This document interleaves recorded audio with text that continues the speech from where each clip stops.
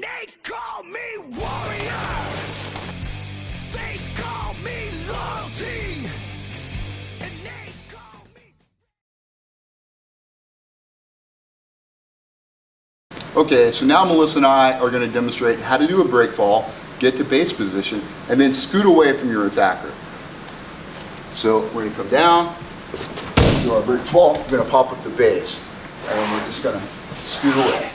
All right? So I want you to notice a couple of things that Melissa did there. Okay? So again, why do we need to scoot away? Well, if I just pushed her down and she did her break fall, and the attacker is still right here in front of her, well, now I'm still in distance and in range to do all of these bad things that she, of course, doesn't want me to do. So she needs to scoot away. For her to be able to scoot away quickly and efficiently, she's going to put weight or pressure into this heel and into her palm that's down. That's going to allow her to lift her hips slightly. And all she's doing is pushing backwards away from me. So I push Melissa down. Of course, she doesn't want to stay right here in this range that I can attack her. So now she's got to get away. Perfect. Now she's created the space she needs to stand up. Now we're going to show you how to stand up next.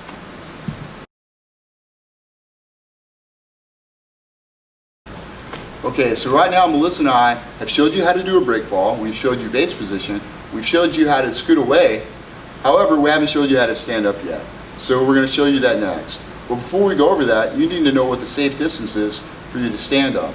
If you're still too close to me and you go to stand up, well, that's just going to give the attacker an ability to grab you, to push you down, to cause further injury. So we need to stand up in a distance that's safe for us to stand up.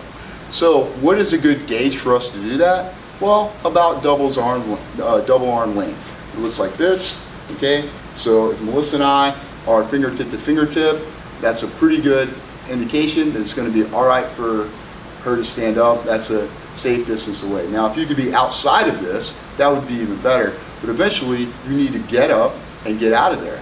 So we don't want to keep scooting off into infinity. We need to stand up at some time. All right, if Melissa and I turn and face each other, we can see at this double arm distance, right, where we're fingertip to fingertip, that I can't hit her with any of my strides if I wanted to.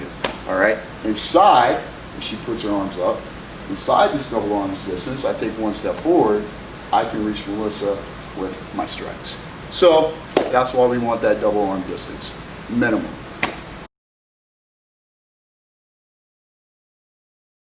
All right, now Melissa and I are actually going to show you how to stand up. So we're going to do our break fall. We're going to get to our base position. We're going to scoot away. All right, now we're going to lift our hips, pump, and stand up. Perfect. All right, so as I come over, all right, and Melissa is in front of me, okay, Melissa, come on over. I'm going to give you a little push down. All right, so I push Melissa down. She does her break fall.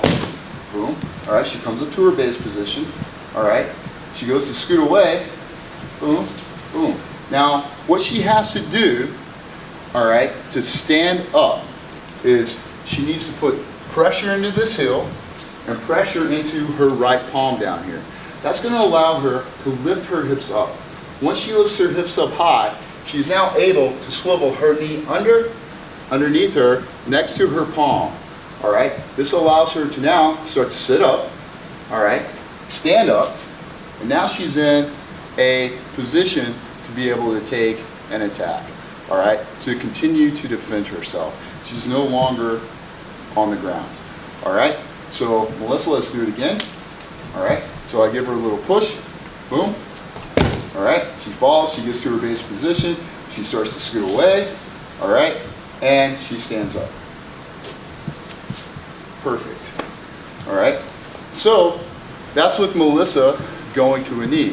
This time we're going to show you how to do it if you need speed, right? So I push Melissa down. All right. She scoots away once, and she goes, nope, perfect. She goes all the way. She didn't have to drop her knee that time. She was flexible enough to go all the way back. Thanks, Melissa. Good job.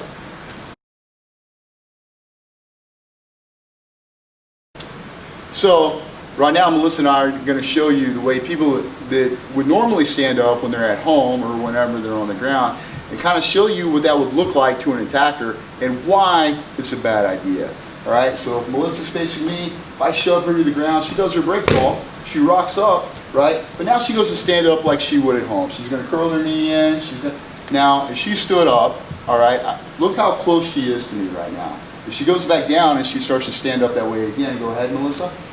All right, go ahead, rock back up. Now look, I've got her head. I can do all kinds of things. I can have her hair. I've got elbows, punches, kicks, all kinds of horrible things I could do to Melissa because she allowed herself to come back into this close distance with me to attack her. All right, Melissa, go ahead and go back down. All right, do your break fall. Boom, perfect, rock up. Now, Melissa, I want you, as if when you're really lazy at home, all right, to go ahead and just rock your knee on over and start to crawl like this. We can all see how bad this position is for an attacker, all right?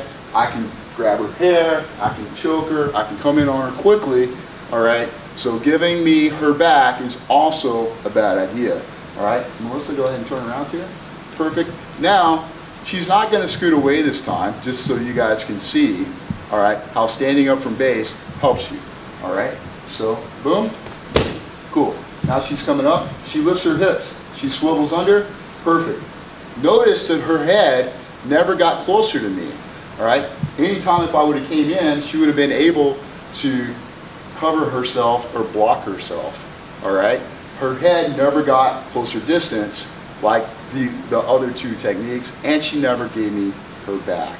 If she scoots away twice and then stands up this way, the distance is even further, way lessening the chance for Melissa to be hit or pulled down or tackled by me or a bigger, stronger attacker on top of her.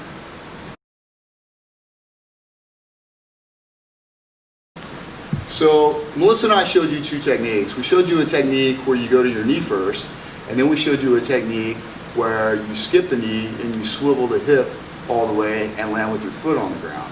I want to show you kind of why I would go with one versus the other one, and it's really situational dependent or individuals, all right? Some individuals are more flexible than others, all right?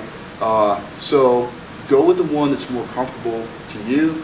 I tend to like the knee method the majority of the time because I have a weapon on me the majority of the time.